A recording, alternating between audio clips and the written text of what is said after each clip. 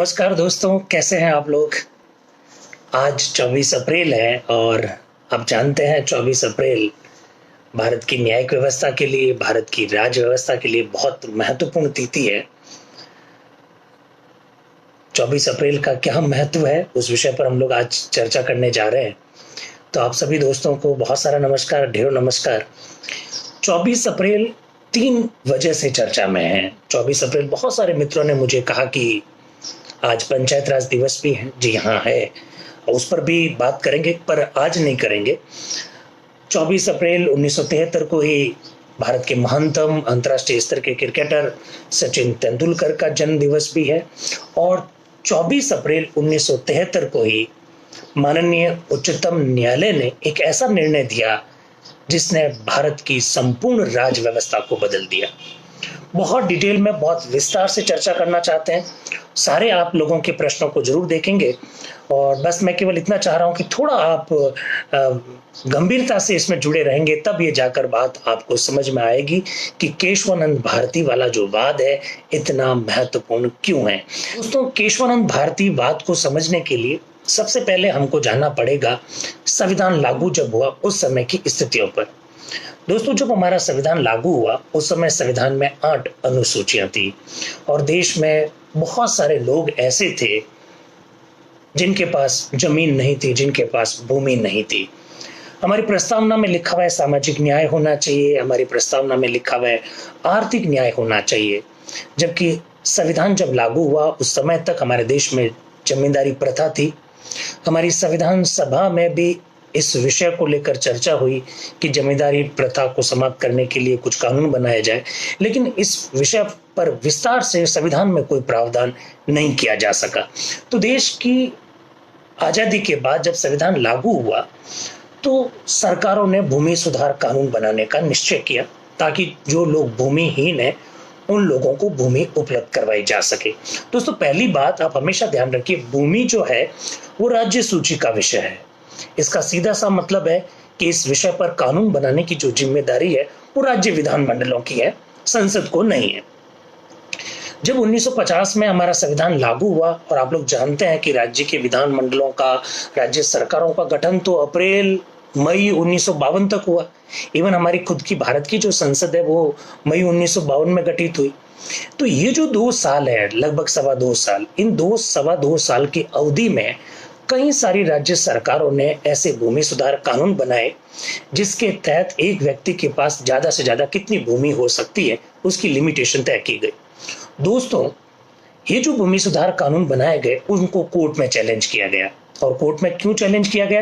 क्योंकि आप लोग जानते हैं कि हमारा जो मूल संविधान है उस मूल संविधान में 7 मौलिक अधिकार थे, उसमें संपत्ति का अधिकार भी था। तो जिन लोगों की भूमि छीनी जा रही थी उन लोगों ने इसे कोर्ट में चैलेंज किया। और आपको जानकर बड़ा ताज्जुब होगा कि कुछ उच्च न्यायालय ने भूमि सुधार कानून जो राज्य सरकारों ने बनाए उनको असंवैधानिक ठहराया। तो भारत सरकार के सामने एक बहुत बड़ी दिक्कत खड़ी हो गई भूमि सुधार कानूनों को लागू करने की, और कोर्ट उनको असंवैधानिक ठहरा रहा था। तो ऐसी स्थिति में देश के तत्कालीन प्रधानमंत्री पंडित नेहरू ने इंटरिम जब पार्लियामेंट काम कर रही थी, जब अस्थायी संसद जब काम कर रही थी, तब ही संविधान में संशोधन किया, पहला संशोधन। और संविधान में एक नई अनुसूची जोड़ दी, 9वीं अनुसूची। इस 9वीं अनुसूची के द्वारा यह प्रावधान किया कि कुछ कानून ऐसे होंगे जो भले ही संविधान के विपरीत हो लेकिन उसे न्यायालय में चुनौती नहीं दी जा सकती है। दोस्तों, केशवानंद जो भारती वाला वाद अगर आप समझना चाहते हैं तो आपको 9वीं अनुसूची का कॉन्सेप्ट को एकदम क्लियर करना पड़ेगा। 9वीं अनुसूची में ऐसे कुछ कानूनों को शामिल किया गया और उस संदर्भ में सारे भूमि सुधार कानून उस समय जोड़े गए थे जिनको आप न्यायपालिका में चुनौती नहीं दे सकते। केशवानंद भारती जो वाद है उसकी जड़ें यहां से प्रारंभ होती है। ये तो हुई एक बात। दूसरी बात दोस्तों, फिर धीरे धीरे 9वीं अनुसूची में 1 कानून, 2 कानून, 20 कानून, 50 कानून, आज लगभग 286 के करीब वहां पर कानून है। फिर क्या हुआ, एक ऐसा ही मामला पंजाब के संदर्भ में हुआ। पंजाब की सरकार ने 1953 में पंजाब भूमि सुधार कानून बनाया। उस कानून के तहत एक व्यक्ति के पास कितनी भूमि हो सकती है अधिक से अधिक, इसकी सीमा तय की गई। गोलकनाथ पंजाब के जालंधर के रहने वाले दो भाई हैं, हेनरी गोलकनाथ और विलियम गोलकनाथ। इन दोनों भाइयों के पास लगभग 500 एकड़ जमीन थी। सरकार ने जो कानून बनाया उस कानून के तहत आपके पास 30 या 40 एकड़ से ज्यादा जमीन हो नहीं सकती। तो आपके पास जो सरप्लस भूमि है, आपके पास जो एक्स्ट्रा जो भूमि है, वो भूमि आपको सरकार को सरेंडर करनी पड़ेगी, ताकि सरकार उस भूमि को लेकर जो भूमिहीन जो लोग हैं उनको वो जमीन उपलब्ध करवा सके। दोस्तों, पंजाब में ये जो 1953 में जो कानून बनाया गया, इस कानून के तहत गोलकनाथ भी चपेट में आ गए और गोलकनाथ की जमीन छीन ली गई। गोलकनाथ ने इसको पंजाब हाईकोर्ट यानी चंडीगढ़ हाईकोर्ट में चैलेंज किया, हार गए। तो चंडीगढ़ हाईकोर्ट के इस निर्णय के खिलाफ में वो सुप्रीम कोर्ट गए। Golaknath versus state of the Punjab 1967 के नाम से इस मामले को जानते हैं। दोस्तों, उस समय की सबसे बड़ी संविधान पीठ गोलकनाथ वाले मामले में गठित की गई। 11 न्यायाधीशों की संविधान पीठ गठित की गई। के सुब्बा राव उस समय सुप्रीम कोर्ट के मुख्य न्यायाधीश थे। उन्होंने इस संविधान पीठ की अध्यक्षता की। 1967 में Golaknath versus state of the Punjab के मामले में सुप्रीम कोर्ट ने जजमेंट दिया और ये जजमेंट 6-5 से दिया गया। और आप लोग जानते हैं कि बहुमत से सुप्रीम कोर्ट के निर्णय होते हैं। 6-5 से ये निर्णय दिया गया। क्या निर्णय दिया? गोलकनाथ वाद में जो निर्णय दिया उससे भारत की सरकार, उस समय की जो सरकार थी, वो हिल गई। गोलकनाथ वाद में निर्णय दिया गया और निर्णय यह दिया गया कि संसद मौलिक अधिकारों में संशोधन नहीं कर सकती है। दोस्तों, बहुत ध्यान से सुनिएगा, यह मामला कई बार पूछा जा चुका है। गोलकनाथ वाद में यह निर्णय दिया गया कि संसद मौलिक अधिकारों में संशोधन नहीं कर सकती है। आप इस तरह से भूमि सुधार कानून बनाकर संविधान के तहत अनुच्छेद 31 के अंतर्गत जो संपत्ति का अधिकार दिया गया, आप उसको नहीं छीन सकते हैं। गोलकनाथ वाद में सुप्रीम कोर्ट ने यह निर्णय दिया। सरकार, उस समय इंदिरा गांधी प्रधानमंत्री थी, सरकार के लिए बहुत बड़ा झटका था। अनुच्छेद 368 के तहत सरकार की क्या लिमिटेशंस है, ये लिमिटेशंस तय कर दी गई। गोलकनाथ वाद में ये हुआ। दोस्तों, इसके बाद आते हैं हम उस विषय पर जो है केशवानंद भारती के नाम से जाना जाता है। केरल की सरकार में, केरल में भूमि सुधार कानून बनाए। केरल में जो भूमि सुधार कानून बनाए गए उसकी चपेट में केशवानंद भारती आ गए।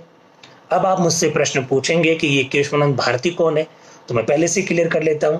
जिस तरह से हमारे उत्तर भारत में मंदिर होते हैं, ठीक उसी प्रकार से दक्षिण भारत में मठ होते हैं। जैसे हमारे यहाँ मंदिरों में मुख्य पंडित, मुख्य पुजारी होते हैं, ठीक उसी प्रकार से वहां मठों में मठाधीश होते हैं। केशवानंद भारती इडनीर, बहुत ध्यान से सुनिएगा, इडनीर केरल की एक जगह है, वहां इडनीर के मठाधीश है। केरल में जो भूमि सुधार कानून बनाए गए उसकी चपेट में केशवानंद भारती भी आ गए। केशवानंद भारती ने कहा, ये तो गलत बात है, मेरा तो ये मठ है, मेरी तो कोई निजी संपत्ति तो है नहीं, मेरे पास कोई ऐसी भूमि भी नहीं है जिसको कि सरकार छीन सके, ये तो मठ की भूमि है। जैसे ही केरल के भूमि सुधार कानूनों की चपेट में केशवानंद भारती आए, केशवानंद भारती ने इस मामले को सुप्रीम कोर्ट में चैलेंज किया। बात है 1970 की, 1970 की।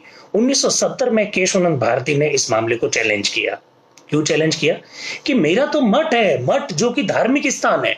भारतीय संविधान का अनुच्छेद 25 हर व्यक्ति को अपने अपने धर्म को मानने, उसका प्रचार करने, उसका अनुरूप आचरण करने की स्वतंत्रता देता है, जबकि अनुच्छेद 26 प्रत्येक व्यक्ति को धार्मिक संस्थाओं का प्रबंधन करने, धार्मिक संस्थाओं को स्थापित करने की स्वतंत्रता देता है। केशवानंद भारती जी ने अनुच्छेद 25 और 26 को आधार बनाया और कहा कि यह धार्मिक स्थल है, इसे आप नहीं छीन सकते, राज्य धार्मिक स्थल की भूमि को नहीं छीन सकता। यह सब बात 1970 की है केशवानंद भारती वाले मामले में।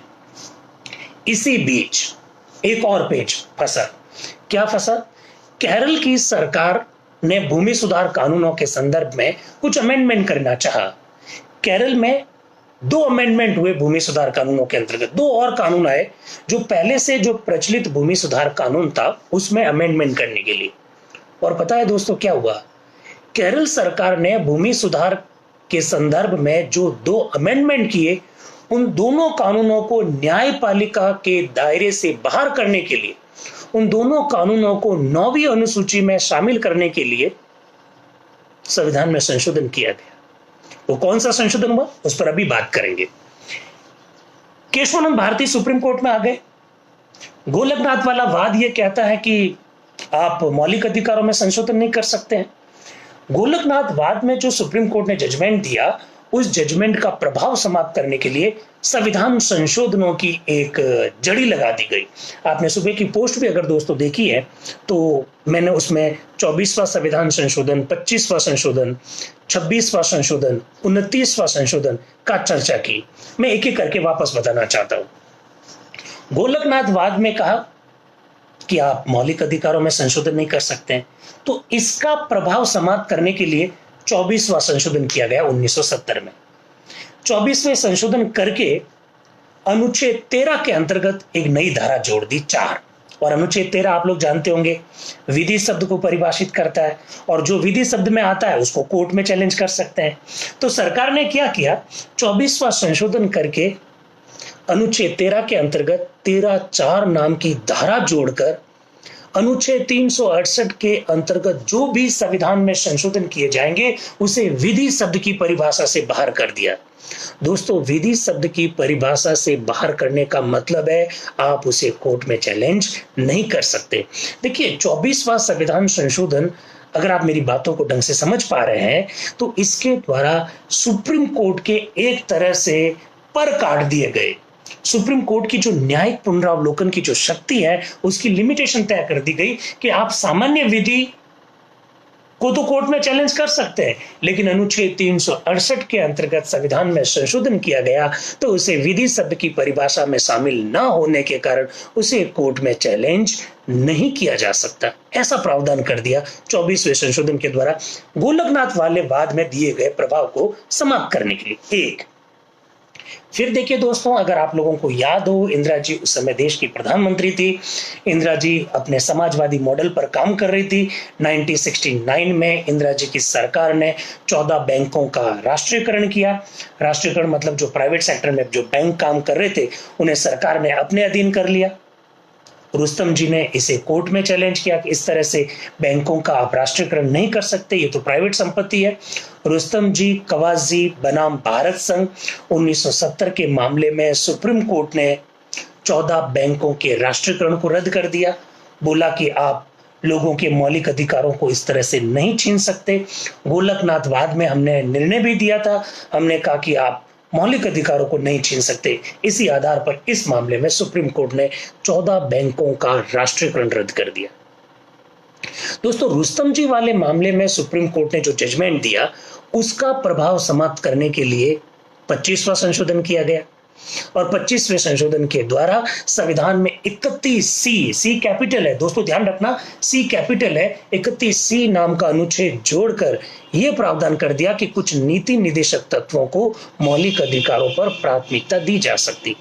दोस्तों, मुझे मालूम है ये कहानियां मैंने कई बार कही है, लेकिन पृष्ठभूमि बताने के लिए ये सब बताना आपको जरूरी है। आज आपके लिए बहुत विशेष चीज लेकर आया हूं जिस पर हम लोग थोड़ी देर बाद में बात करने वाले हैं। ऐसी बात जो मेरे हिसाब से शायद बहुत सारे मित्रों ने, क्योंकि बहुत अच्छे लोग हैं, आप तो शायद सुना होगा, लेकिन बहुत सारे मित्रों ने नहीं सुनी होगी, लेकिन मैं ये पृष्ठभूमि तैयार कर रहा हूं। फिर देखिए, इंदिरा जी की सरकार ने राजा महाराजाओं को जो प्रिवी पर्स और जो पेंशन की जो व्यवस्था कर रखी थी भारतीय संविधान के तहत अनुच्छेद 362 के तहत, उसको समाप्त कर दिया। माधवराव सिंधिया, जिनके सुपुत्र ज्योतिरादित्य सिंधिया अभी हाल ही में भारतीय जनता पार्टी में मिले, माधवराव सिंधिया ने इंदिरा जी की सरकार के द्वारा ये जो प्रीवी पर समाप्त किया राजा महाराजाओं का, इसे कोर्ट में चैलेंज किया। कोर्ट में चैलेंज किया तो फिर क्या हुआ, माधवराव सिंधिया वर्सेस भारत संघ 1970 के मामले में सुप्रीम कोर्ट ने उस समय की सरकार को एक और झटका दिया और कहा आप इस तरह से प्रीवी पर्स और पेंशन राजा महाराजाओं की समाप्त नहीं कर सकते। माधवराव सिंधिया बनाम भारत संघ के मामले में दिए गए निर्णय के प्रभाव को समाप्त करने के लिए 26वां संशोधन हुआ। तो 24वां, 25वां, 26वां संविधान संशोधन क्यों हुए, इस पर हम लोगों ने चर्चा की। इसी बीच मैंने थोड़ी देर पहले कहा था, केरल के कुछ भूमि सुधार जो कानून पहले से जो थे उसमें कुछ संशोधन किया गया। केरल में भूमि सुधार कानूनों में जो संशोधन किया गया वो कानून कई न्यायपालिका के दायरे में न आ जाए, उनको न्यायिक दायरे से बाहर करने के लिए दो कानूनों को जो केरल से संबंधित थे, उन दोनों कानूनों को न्यायपालिका के दायरे से बाहर करने के लिए 29वां संशोधन किया गया। तो 24, 25, 26 और 29वां संविधान संशोधन क्यों किया गया, इस विषय पर मैंने बात की। दोस्तों, केशवानंद भारती वाला वाद पहले से सुप्रीम कोर्ट में चल रहा था। अब 24वां संशोधन भी, 25वां संशोधन भी और 29वां संविधान संशोधन को भी केशवानंद भारती वाले वाद से जोड़ दिया गया। कौन करे केशवानंद भारती मामले में, केशवानंद भारती का पक्ष कौन रखे, कौन उनकी पैरवी करे। आप लोगों ने दोस्तों सुना होगा नानी पालकीवाला का नाम, जो देश के सुप्रीम कोर्ट में देश के बहुत बड़े वकील के रूप में जाने गए। We the nation, we the people of India, बहुत सारी किताबें उन्होंने लिखी, बहुत बड़े विधि वेता के रूप में जाने जाते हैं। नानी पालकीवाला आगे आए केशवानंद भारती का पक्ष रखने के लिए। और रोचक बात यह है कि जब तक वो केस लड़े तब तक केशवानंद भारती और नानी पालकीवाला प्रत्यक्ष रूप से कभी मिले भी नहीं थे, लेकिन केशवानंद भारती का पक्ष रखने के लिए नानी पालकीवाला आगे आए। लगभग 68 दिन तक सुप्रीम कोर्ट ने इस मामले की सुनवाई की। चूंकि इस मामले में 24वां संशोधन, 25वां संशोधन, गोलकनाथवाद, 29वां संशोधन सबको चैलेंज किया गया था, तो गोलकनाथवाद में जब 11 न्यायाधीशों की पीठ ने निर्णय दिया तो ऑब्वियसली दोस्तों इस बार बड़ी पीठ का ही गठन अपेक्षित था। केशवानंद भारती वाले मामले में 13 न्यायाधीशों की पीठ बनी। दोस्तों, आज हमारे सुप्रीम कोर्ट में 34 न्यायाधीश हैं। मैं जिस समय की बात कर रहा हूं उस समय सुप्रीम कोर्ट में केवल 16 न्यायाधीश थे। 16 में से 13 न्यायाधीश लगातार 68 दिन तक एक ही विषय पर बात करते रहे और उसका नाम है केशवानंद भारती बनाम केरल राज्य। 13 न्यायाधीशों की इस बेंच ने, संविधान पीठ ने पूरा का पूरा भारत का संविधान स्कैन कर दिया। मतलब अनुच्छेद 1 से लगाकर 395 तक उन्होंने पढ़ा कि संविधान कहना क्या चाहता है। और दोस्तों आपको एक बात बता दूं, ना केवल अनुच्छेद 1 पढ़ा बल्कि प्रियम्बल यानी प्रस्तावना को भी पढ़ा कि प्रस्तावना क्या कहना चाहती है। एक एक संविधान के शब्द का स्कैन किया गया, ऐसा लग रहा था जैसे स्कैनर लगा दिया गया। और 24 अप्रैल 1973 यानी आज से ठीक 47 वर्ष पूर्व सुप्रीम कोर्ट ने 13 न्यायाधीशों की बेंच ने निर्णय दिया, 7-6 से निर्णय दिया गया। अब दोस्तों मैं आपको एक रोचक बात बताना चाह रहा हूं। नानी पालकीवाला ने इस मामले में केशवानंद भारती का पक्ष रखा, ऐसा मैंने कहा। दोस्तों आपको जानकर बड़ा ताज्जुब होगा कि नानी पालकीवाला ने जब केशवानंद भारती का जब पक्ष रख रहे थे तब उन्होंने कोई खास जजमेंट का रेफरेंस नहीं दिया। उन्होंने कभी ये नहीं कहा कि वो मामले में ऐसा हुआ था, इस मामले में ऐसा हुआ। वो एक नया सिद्धांत लेकर आए। और वो क्या सिद्धांत है? वो सिद्धांत है आधारभूत संरचना का सिद्धांत। नानी पालकीवाला एक विद्वान है, एक विद्वान का आर्टिकल लेकर आए, एक लेख लेकर आए। कौन विद्वान है अभी बात करेंगे। उस विद्वान का आर्टिकल लेकर आए कोर्ट के अंदर और उस आर्टिकल को उन्होंने बार बार कोट किया। उन्होंने कहा साहब ये जो फला जो विद्वान है, ये फला विद्वान जो है वो ये बात कह रहे हैं। वो फला विद्वान कौन है और कौन सी बात कह रहे हैं, उसी पर मैं आपको बार बार कह रहा हूं कि कुछ रोचक तथ्य आपके सामने रख रहा हूं। जर्मनी आधारभूत संरचना का ये जो सिद्धांत है, इस सिद्धांत की जड़ें कहां हैं, इस विषय पर आज अपने को बात करनी है। कुछ लोग कहते हैं कि इसकी जड़ें जर्मनी में है। जर्मनी में कैसे हैं? हिटलर भी इसमें आएगा। आपको जानकर बड़ा ताज्जुब हो रहा होगा कि एडॉल्फ हिटलर भी इसमें आएगा। जर्मनी के हिडलबर्ग एक विश्वविद्यालय है, एक यूनिवर्सिटी है, उसमें एक प्रोफेसर है, बहुत ध्यान से सुनिएगा नाम है Dietrich Conrad, CONRAD, Dietrich Conrad, Heidelberg विश्वविद्यालय जर्मनी, वहां के ये प्रोफेसर थे, अब उनका निधन हो गया। इन्होंने बेसिक स्ट्रक्चर जो आधारभूत जो संरचना है उसका सिद्धांत दिया। कैसे दिया और उसकी जड़ें हिटलर में कैसे हैं, उस पर बात करना चाह रहे हैं। दोस्तों आप लोग जानते हैं एडोल्फ हिटलर तानाशाह के रूप में दुनिया भर में जाना गया। सेकेंड वर्ल्ड वॉर होने का बहुत बड़ा कारण एडोल्फ हिटलर रहा, ये भी आप लोग शायद जानते होंगे। आप लोग शायद ये भी जानते होंगे कि जर्मनी में सेकेंड वर्ल्ड वॉर के दौरान वाइमर संविधान प्रचलन में था, जो कि 1919 से 1947 के लगभग तक वहां प्रचलन में रहा। और वाइमर जो संविधान है, उस वाइमर संविधान में ये प्रावधान था कि वहां की जो व्यवस्थापिका है, वहां की जो संसद है जर्मनी की, वो अपने 2/3 बहुमत से संशोधन कर सकती है, ऐसा वहां पर प्रावधान था। दोस्तों, मैं हिस्ट्री का जानकार नहीं हूं, लेकिन आपने अगर थोड़ा बहुत हिस्ट्री पढ़ा हो तो सेकेंड वर्ल्ड वॉर से 5-7 वर्ष पहले एडोल्फ हिटलर जर्मनी में सत्ता अपने हाथ में ले लेता है। 1933 में हिटलर जर्मनी का कर्ता धर्ता बन जाता है और इस वाइमर संविधान के तहत हिटलर वहां एक कानून बनाता है। प्रधानमंत्री बनने के 1 महीने के अंदर अंदर एक कानून बनवाता है व्यवस्थापिका के माध्यम से। उसका नाम है एनेबलिंग एक्ट। एनेबलिंग मतलब सक्षम करने वाला कानून। और इस एनेबलिंग एक्ट में क्या प्रावधान किया गया दोस्तों? इस एनेबलिंग एक्ट में यह प्रावधान किया गया कि जर्मनी की सरकार यानी कार्यपालिका व्यवस्थापिका के बिना भी कानून बना सकती है। दोस्तों, कानून बनाने का काम व्यवस्थापिका का है, कानून बनाने का काम संसद का है, कार्यपालिका उन कानूनों को लागू करती है। हिटलर ने 1933 में प्रधानमंत्री रहते हुए 1 महीने के अंदर अंदर वहां की व्यवस्थापिका के द्वारा एक कानून बनाया जिसका नाम है एनेबलिंग एक्ट, यानी सक्षम करने वाला कानून। किसको सक्षम करना? हिटलर को, कार्यपालिका को, वहां की सरकार को सक्षम करना। किस बात के लिए? कि व्यवस्थापिका के बिना भी वो कानून बना सकते हैं। इस प्रकार का उन्होंने एनेबलिंग एक्ट बनाकर सारी पावर कार्यपालिका के हाथ में ले ली और उन्होंने संविधान में, वाइमर कॉन्स्टिट्यूशन में अमेंडमेंट किए बिना पैरेलल एक और संविधान खड़ा कर दिया और उसके तहत सारे नागरिकों के मौलिक अधिकारों को छीन लिया, उनके कोर्ट में जाने के अधिकारों को सस्पेंड कर दिया। ये है हिटलर साहब।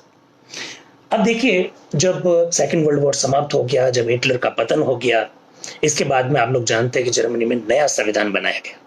जर्मनी का जो नया संविधान है, जो वर्तमान का संविधान है, उस संविधान के तहत जर्मनी में कुछ बातें की गई। जो नया संविधान है इसको जर्मनी में बेसिक लॉ कहा जाता है, आधारभूत विधि कहा जाता है। जो जर्मनी का जो नया संविधान है उसके आधारभूत संविधान कहा जाता है, बेसिक लॉ कहा जाता है।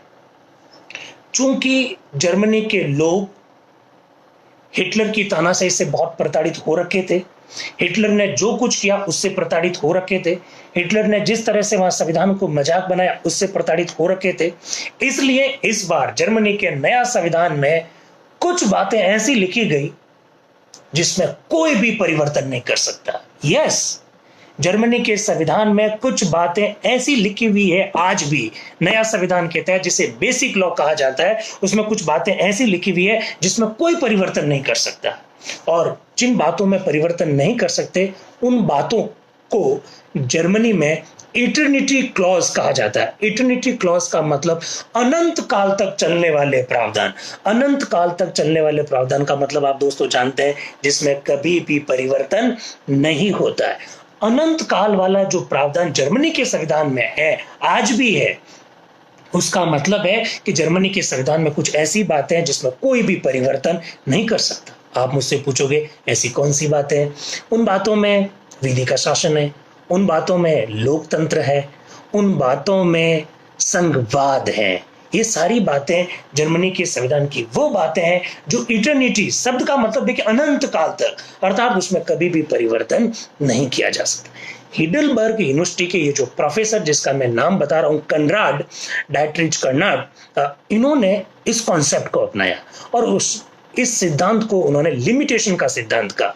लिमिटेशन मतलब सीमा, और किस संदर्भ में सीमा? संविधान में संशोधन करने की सीमा।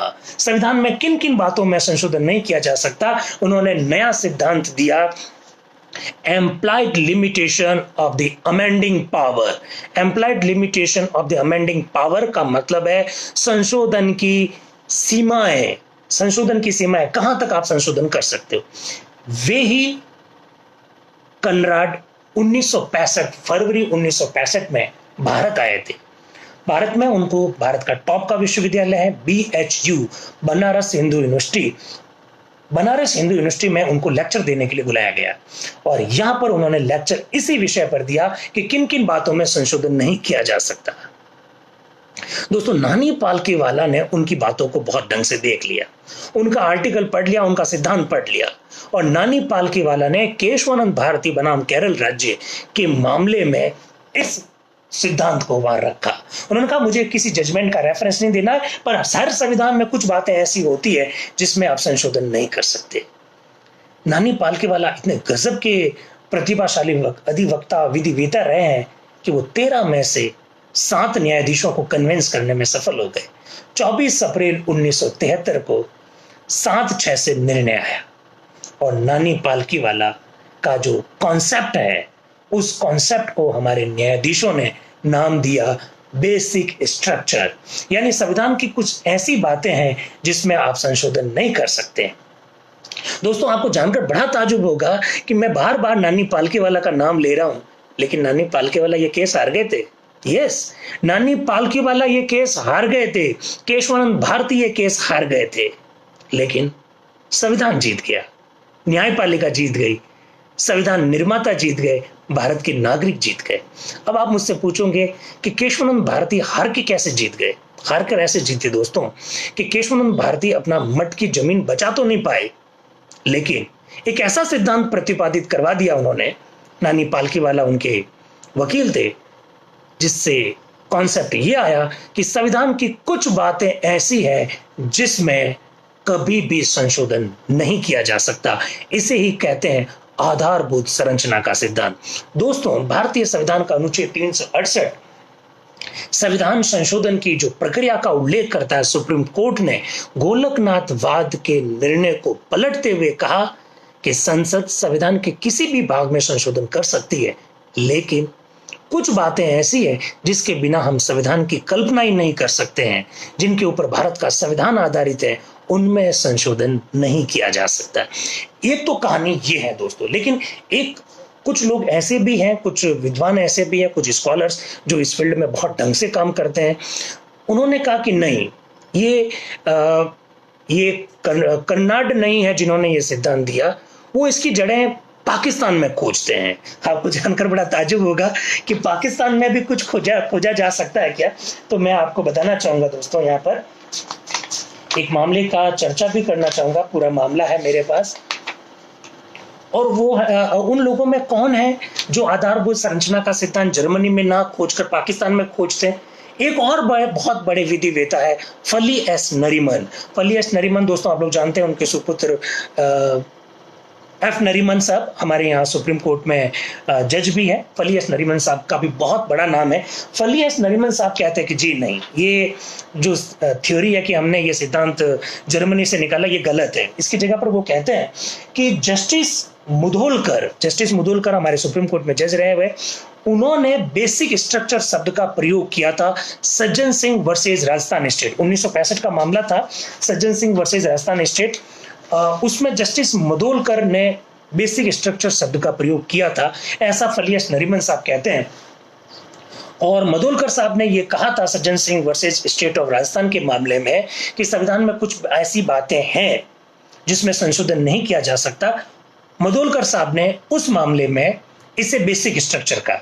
फली एस नरीमन साहब आगे कहते हैं कि जो मुधोलकर साहब ने ये जो सिद्धांत लिया, ये सिद्धांत उन्होंने पाकिस्तान से लिया, क्योंकि Sajjan Singh versus state of Rajasthan 1965 का ये जो मामला है, उसमें जस्टिस मुधोलकर ने पाकिस्तान के सुप्रीम कोर्ट के चीफ जस्टिस, नाम भी मैं आपके सामने रख देता हूं, A.R.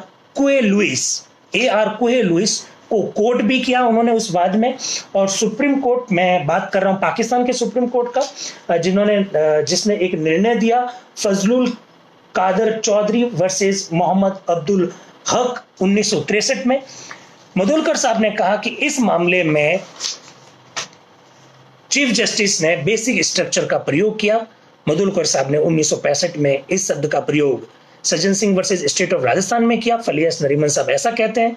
हालांकि गोलकनाथ वाले वाद में भी इस शब्द पर चर्चा हुई थी, लेकिन उस समय न्यायाधीशों ने इस कॉन्सेप्ट को स्वीकार नहीं किया। 1973 में इस कॉन्सेप्ट को स्वीकार किया गया। एक तो कहानी ये है। अब दोस्तों, आप मुझसे कहेंगे कि ये बेसिक स्ट्रक्चर हमने जर्मनी से लिया या पाकिस्तान से लिया, दोनों स्कूल चलती हैं। एक जने कह रहे हैं कि वो हमने जर्मनी से लिया, और फलियस नरीमन साहब जैसे व्यक्ति कह रहे हैं कि इसकी जड़ें बेसिकली पाकिस्तान में हो सकता है। खैर जो भी है, लेकिन अभी हाल ही में लगभग 1 साल पहले 26 अप्रैल 2019 की बात है, केशवानंद भारती वाद में सुप्रीम कोर्ट ने ये जो कहा कि संविधान की कुछ बातें ऐसी हैं जिसमें संशोधन नहीं कर सकते हैं, उन बातों को, उस सिद्धांत को जिसे हम लोग बेसिक स्ट्रक्चर की थ्योरी कहते हैं, इस सिद्धांत को युगांडा ने भी कोट किया है। हमारा सुप्रीम कोर्ट का केशवानंद भारती बनाम केरल राज्य, Minerva mills versus union of the India 1980, दोनों मामलों को युगांडा के कोर्ट ने लास्ट ईयर 26 अप्रैल 2019 को कोट किया और कहा कि भारत में जैसा बेसिक स्ट्रक्चर है वैसा ही हमें भी अपनाना चाहिए। दोस्तों, हमारी न्यायपालिका ने केशवानंद भारती मामले में जो बेसिक स्ट्रक्चर की जो थ्योरी दी, उससे हमारा संविधान बच गया। क्या दिया केशवानंद भारती वाले बाद में निर्णय? सुप्रीम कोर्ट ने कहा संसद संविधान के किसी भी भाग में संशोधन कर सकती है, लेकिन आधारभूत ढांचे में संशोधन नहीं कर सकती है, पहली बात। दूसरी बात, उन्होंने ये कहा कि साधारण विधि और संविधान संशोधन विधि में कोई अंतर नहीं है। इसका सीधा सा मतलब है कि संविधान संशोधनों को भी कोर्ट में चैलेंज किया जा सकता है। बहुत सारे मित्र मुझसे ये प्रश्न पूछते हैं कि सर 24वां संविधान संशोधन के द्वारा अनुच्छेद 13 में जब यह प्रावधान कर दिया गया कि संविधान संशोधनों को विधि शब्द की परिभाषा से बाहर कर दिया गया, इसका मतलब कोर्ट में चैलेंज नहीं किया जा सकता है, तो फिर क्या केशवानंद भारती वाला निर्णय अब लागू है? ऑब्वियसली केशवानंद भारती वाले वाद में कहा गया कि 24वां संविधान संशोधन सही है, 25वां संविधान संशोधन सही है, 26वां संशोधन सही है, 29वां संशोधन सही है, लेकिन आप संविधान संशोधन करते हुए संविधान की आधारभूत संरचना में संशोधन नहीं कर सकते। इसका सीधा सा मतलब यह हुआ दोस्तों कि यदि आप संविधान में संशोधन करके संविधान की मूलभूत ढांचे को अगर समाप्त करते हैं तो उसे कोर्ट में न केवल चैलेंज किया जा सकता है, बल्कि कोर्ट उसे रद्द भी कर सकता है। और दोस्तों, मैं 3 मामले आपके सामने रखना चाह रहा हूं। 42वें संविधान संशोधन के द्वारा जब अनुच्छेद 368 में ये संशोधन करके प्रावधान किया गया था कि संविधान संशोधनों को कोर्ट में चैलेंज नहीं किया जाएगा, मिनर्वा मिल्स वाले मामले में सुप्रीम कोर्ट ने इसे रद्द कर दिया था आधारभूत ढांचे के आधार पर।